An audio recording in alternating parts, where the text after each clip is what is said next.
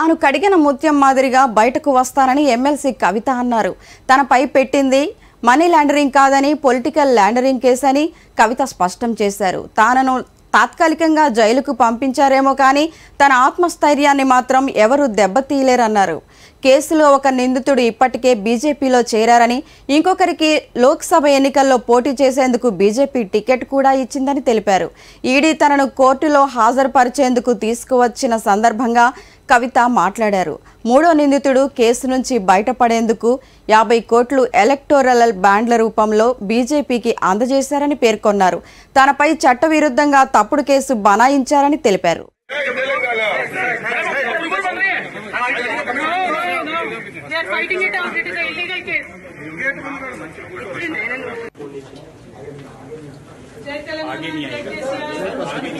అడిగిన ముఖ్యంగా బయటకు వస్తాను. నేను టెంపరీగా జైల్లో పెట్టచ్చు, కానీ దెబ్బతీయలేరు. Not a money laundering case, it is a political laundering case.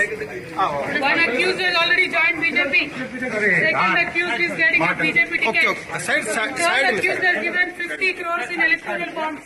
This is not a money laundering case, it is a political laundering case. It is a fabricated and false case. We will come out very clean. Jai Telangana. Jai Karnataka. Amalapuram నియోజకవర్గం స్వతంత్ర అభ్యర్థిగా పడమట శ్యామ్ కుమార్ పేరు తెరపైకి వచ్చింది. అమలాపురంలో మళ్లీ 2024 ఎన్నికల రిజల్ట్ మళ్లీ రిపీట్ అవ్వబోతుందా అంటే అవుననే అంటున్నారు అమలాపురం నియోజకవర్గ ప్రజలు. అంబేద్కర్ కోనసీమ జిల్లాలోని అమలాపురం నియోజకవర్గంలో తనకంటూ సొంత ఓటు బ్యాంక్ ఉన్న శ్యామ్ కుమార్ ఇండిపెండెంట్ గా పోటీ చేయడానికి సిద్ధమవుతున్నారు. టికెట్ వస్తుందని ఆశించిన శ్యామ్ వర్గీయులు ఈసారి కూడా అన్యాయం జరగడంతో తీవ్ర నిరాశ చెందారు. స్వతంత్ర అభ్యర్థిగా పోటీ చేయాలని శ్యామ్ కుమార్ పై ఒత్తిడి తెస్తున్నారు.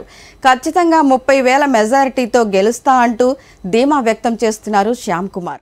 19 ఇప్పుడు 24 అన్నిసార్లు కూడా మరి తెలుగుదేశం పార్టీలో టికెట్ ఆశించి మరి 2వ స్థానంలోనే ఉంటూ వచ్చాను అప్పటి నుంచి కూడా.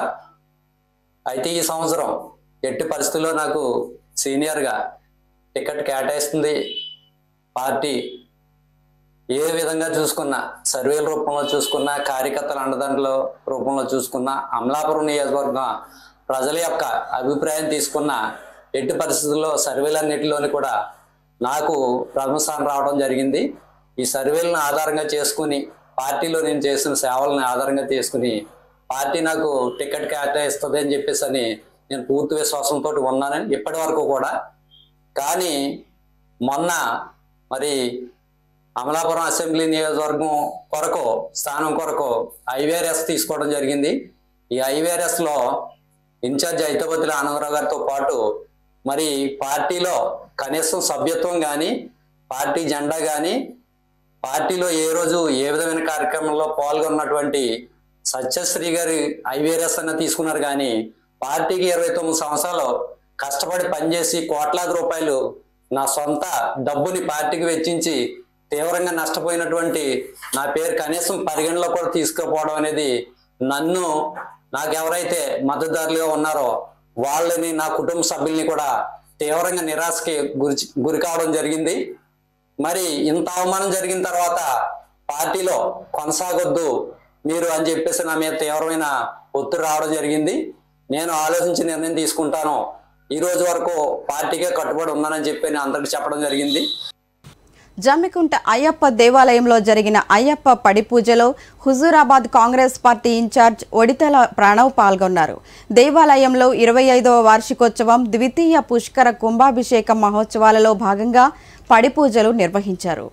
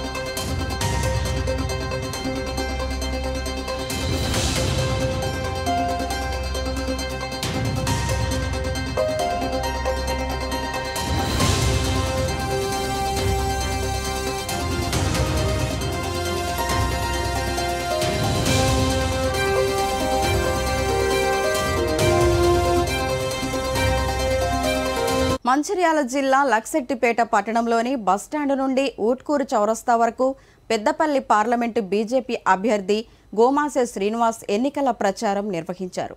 ప్రచారంలో మంచిర్యాల జిల్లా బీజేపీ అధ్యక్షులు రఘునాథ్ పాల్గొన్నారు.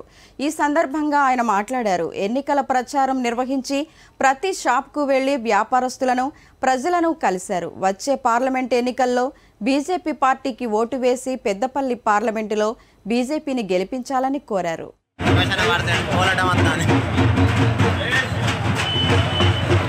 ప్రచారము ప్రారంభించడం జరిగింది. ఈ యొక్క ప్రచారంలో దేశం పట్ల, దేశం యొక్క అన్యుత్యాన్ని కాపాడే అటువంటి భావజాలం ఉన్నటువంటి అన్ని సామాజిక వర్గాల ప్రజలు ఆశీర్వదించి మళ్ళొక్కసారి గౌరవనీయులైనటువంటి నరేంద్ర మోదీ గారిని దేశ ప్రధాని చేసుకోవాల్సిన అవసరం ఉందని అటువంటి ఆలోచన చేస్తున్నటువంటి ప్రజల భావజాలం ఇక్కడ కనబడుతుంది. ఎందుకంటే మిత్రులారా, ఈ యొక్క పెద్దపల్లి పార్లమెంటు పరిధి చూసినట్టయితే ఇది గోదావరి పరివాహక ప్రాంతానికి ఆనుకున్నటువంటి ప్రాంతము. ఈ గోదావరి పరివాహక ప్రాంతంలో పారిశ్రామిక ఏరియాగా ఉన్నటువంటి ప్రాంతము. ఈ ప్రాంతానికి గత 60 సంవత్సరాల నుండి చూసినట్టయితే ఈ ప్రాంతం యొక్క అభివృద్ధి అనేది ఇక్కడ జరగలేదు. అంటే ఈ ప్రాంతాన్ని అభివృద్ధి చేసేటువంటి ఆలోచనతోని ఎవరు కూడా ఇంతకు ముందు ఉన్నటువంటి ఎంపీలు రాలేదు.